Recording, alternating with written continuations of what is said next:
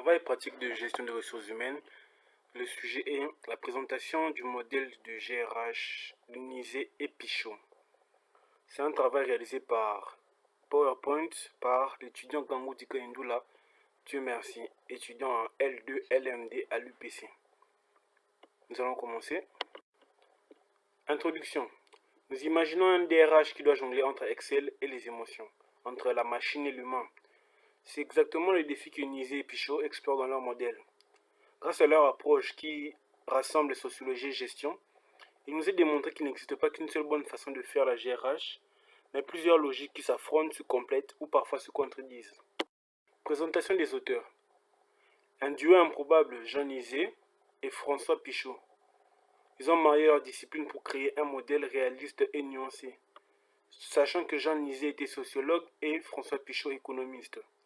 Leur idée était de démontrer que la GRH n'est pas une science exacte, que c'est un équilibre entre rationalité et réalité humaine. Leur postulat clé était une politique RH ne marche que si elle est cohérente à la fois avec la stratégie de l'entreprise et avec sa culture. Nous avons par exemple un grand groupe tel que Google ou Microsoft qui impose une culture start-up à ses équipes. Et se heurte à certaines résistances. Nous pouvons le voir très certainement par des interviews, des vidéos réalisées sur Internet de nos jours. Nous entamons le point sur les 4 logiques d'action.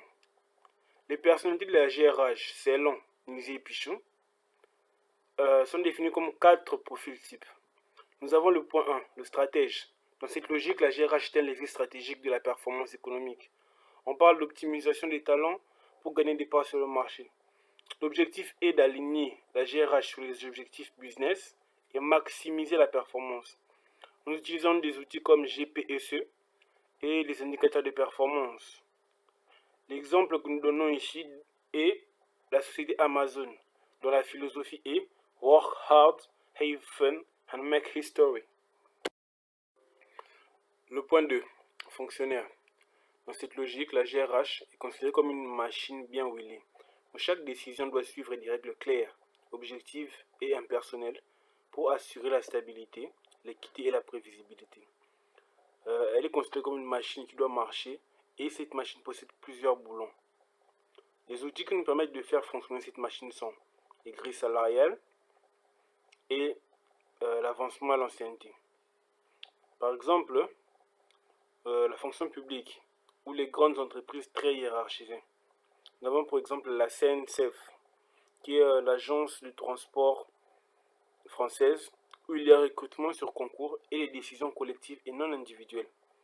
Elles sont données par les chefs et les subalternes les mettent en avant pour assurer la stabilité de l'entreprise. Le point 3, l'artisan. Ici, la GRH est centrée sur les notions de savoir-faire et d'autonomie. L'entreprise y fonctionne comme un atelier à grande échelle où chaque talent est valorisé pour ses compétences et améliorer les capacités de l'entreprise au travers d'elle. Nous avons des principaux outils comme la formation continue ou les projets innovants. Nous avons par exemple la société Valve Corporation, entreprise tech qui se définit comme une zone de zéro management, procédant de recrutement de spécialistes et valorisant les échecs tout autant que les réussites. Nous avons le point 4, le psy. Dans cette logique, on s'intéresse d'abord à la qualité des relations et au bien-être psychosocial. L'entreprise y est vue comme une communauté, le bonheur et la santé des salariés est un levier de performance. Nous avons des outils comme le travail d'équipe, l'écoute active et le QVT. Nous avons par exemple la société Patagonia dont la philosophie est « Nous sommes là pour sauver notre planète ». On y recrute par base des valeurs, les horaires sont flexibles et la gestion des émotions est importante. Conclusion des 4 logiques. Le piège est de croire qu'il faut qu'une seule façon de faire la GRH. Pourtant, elles sont complémentaires. Et une bonne gestion des 4 logiques assure un équilibre parfait et une performance de qualité pour l'entité. Comme on dit, un chef excellent est un chef qui sait saler, sucrer, suivre la recette et se démarquer. Cohérence externe et interne. Pour Nizé et Pichot, une GRH efficace doit répondre à 2 exigences. La première est externe. S'adapter au marché en clair, il s'agit de savoir évoluer avec son environnement et se renouveler quand il le faut, face aux concurrents, aux lois ou aux technologies. La deuxième est interne. Savoir rester en phase avec la culture historique de l'entreprise, car ce n'est pas en se renouvelant sans cesse qu'on s'améliore. Exemple négatif, nous prenons une PME familiale qui veut copier les méthodes de Google. Exemple positif, nous prenons Decathlon qui garde sa culture sportive et digitalise en même temps ses processus. En conclusion, la GRH n'est pas fixe. Elle est un équilibre ajusté selon la capacité et le fonctionnement approprié. Elle permet de savoir gérer l'équilibre entre les quatre approches et ajuster en permanence la cohérence interne et externe pour assurer une fiabilité et maximiser l'excellence de son entreprise. Je vous remercie pour votre attention. Merci de m'avoir écouté. Bonne soirée ou bonne journée.